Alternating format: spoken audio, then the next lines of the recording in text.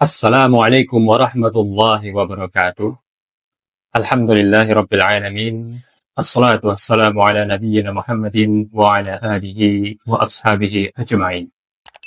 Sahabat At-Taqarrub yang dirahmati Allah, puasa Asyura. Kita semua sudah mengetahui faidah dan keutamaan yang ada dalam puasa Asyura. Banyak hadis yang sudah kita dengarkan dari berbagai penceramah Ustadz mengenai keutamaan puasa Asyura.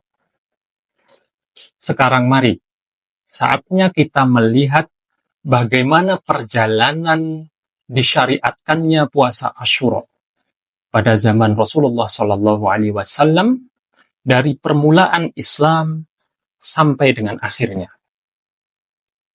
Dalam hal ini, Ibnu Rajab Al-Hambali rahimahumullah, beliau mengatakan terdapat 4 tobaqoh atau 4 tahapan disyariatkannya puasa Asyura dalam Islam.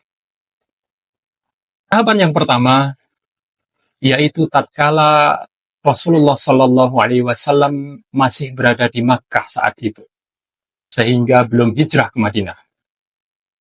Saat di Makkah, Ibunda Aisyah radhiyallahu taala anha dalam sebuah hadis yang diriwayatkan oleh Imam Bukhari dan Muslim menceritakan bahwa pada saat itu kaum Quraisy pun sudah berpuasa, yakni puasa Asyura. Dan begitu juga Rasul SAW berpuasa Asyura. Hal ini menunjukkan bahwa puasa Asyura merupakan puasa yang sudah ada ceritanya sejak dari zaman dahulu. Akan tetapi pada saat kondisi Rasulullah masih berada di Makkah ini, beliau tidak memerintahkan atau tidak mensyariatkan kepada para sahabatnya untuk melaksanakan puasa Asyura. Yang jelas hanya Rasulullah SAW sendiri melaksanakan puasa Asyura. Seperti itu cerita dari Ibunda Aisyah radhiyallahu taala anha. Ibnu Rajab Al-Hambali rahimahullah menceritakan kemudian pada tahapan yang kedua, yaitu tatkala Rasulullah SAW telah berhijrah ke Madinah.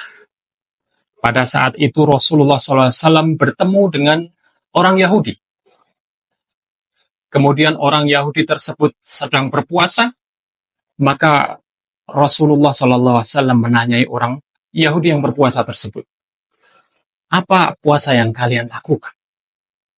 Maka orang-orang Yahudi mengatakan, kami berpuasa di hari yang agung, yakni hari di mana Allah Ta'ala menyelamatkan Nabiullah Musa dan para pengikutnya atau para umatnya dari Fir'aun dan bala tentaranya.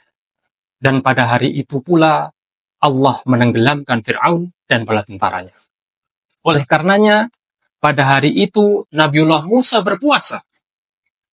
Dan oleh karenanya kami pun, yaitu orang-orang Yahudi tersebut, juga berpuasa. Maka saat mendengar hal tersebut, Rasulullah SAW mengatakan, "Fanahnu ahaqqu wa aula bi Musa minkum." Maka kami, yaitu kaum muslimin, sebenarnya lebih berhak dan lebih utama untuk mendapatkan klaim dari Nabiullah Musa daripada kalian umat Yahudi. Maka pada saat itu Rasulullah SAW memerintahkan para sahabatnya untuk berpuasa Asyura. Bahkan dalam sebuah hadis disampaikan bahwasanya Rasulullah SAW memerintahkan seorang sahabat untuk mengumumkan kepada sahabat yang lain agar melaksanakan puasa Asyura. Para sahabat yang sudah terlanjur makan pada saat itu diperintahkan untuk berhenti makan, kemudian melanjutkan sisa harinya untuk puasa Asyura. Adapun para sahabat yang belum sempat makan pada hari itu, maka diperintahkan untuk tidak makan dan melanjutkan dengan puasa Asyura.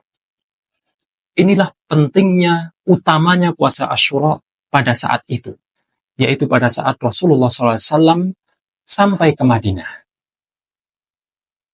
Sehingga saking utamanya atau saking pentingnya puasa Asyura saat itu, sehingga terjadi silang pendapat atau beda pendapat di antara para ulama.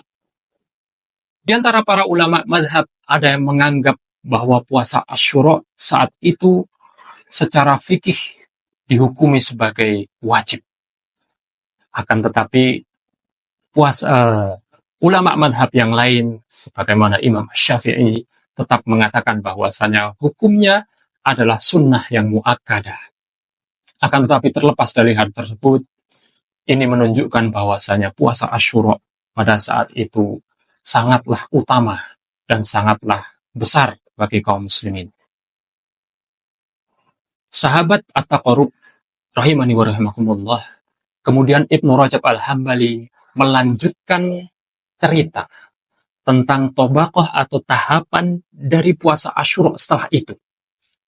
Yakni setelah ada syariat diwajibkannya puasa Ramadan. Apabila tadi tahapan yang kedua baru saat Rasul sampai ke Madinah dan belum ada kewajiban puasa Ramadan, maka pada tahapan ketiga ini telah diwajibkan puasa Ramadan. Maka hukumnya puasa Asyura tersebut menjadi lebih ringan daripada yang sebelumnya. Yaitu Rasul menyampaikan barang siapa yang ingin berpuasa maka silahkan. Dan barang siapa yang tidak ingin berpuasa maka juga silahkan. Ini menunjukkan bahwasanya hukumnya hanya sebatas sunnah dan tidak wajib pada tahapan ini.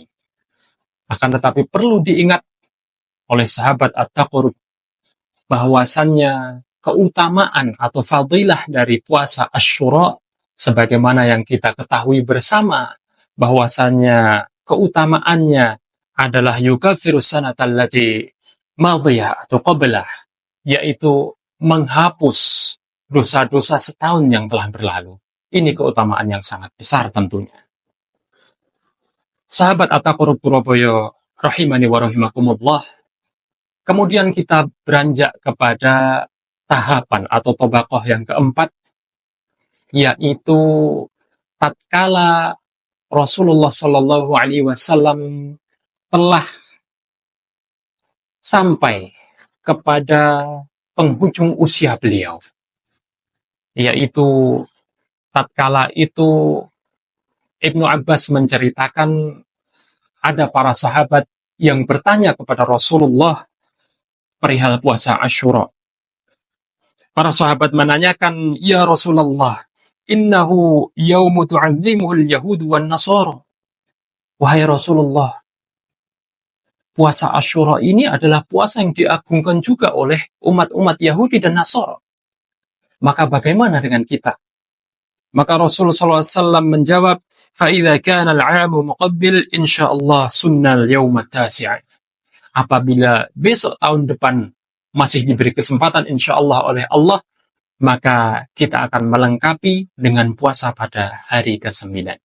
Namun telah kita ketahui bersama bahwa Allah berkehendak lain, menakdirkan hal yang lain bagi Rasulullah Sallallahu Alaihi Wasallam, sehingga puasa Tasu'a atau puasa pada hari ke-9 merupakan puasa yang menjadi cita-cita oleh Rasulullah Sallallahu Alaihi Wasallam.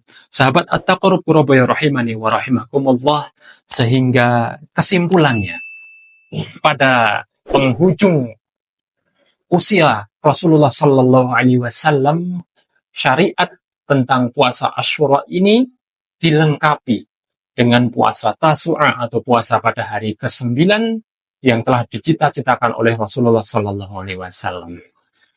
Mari, sebelum hari ke-10 bulan Muharram ini, kita bersiap-siap, mempersiapkan diri untuk berpuasa tentunya pada hari ke-9 dan hari ke-10, tentunya dengan mengharapkan pahala yang besar dari Allah Tabaraka wa Ta'ala, yaitu yang pertama adalah dihapuskannya dosa-dosa kita setahun yang lampau, dan yang kedua tentu saja kita mengikuti sunnah Rasulullah Sallallahu Alaihi Wasallam dan syariat Islam.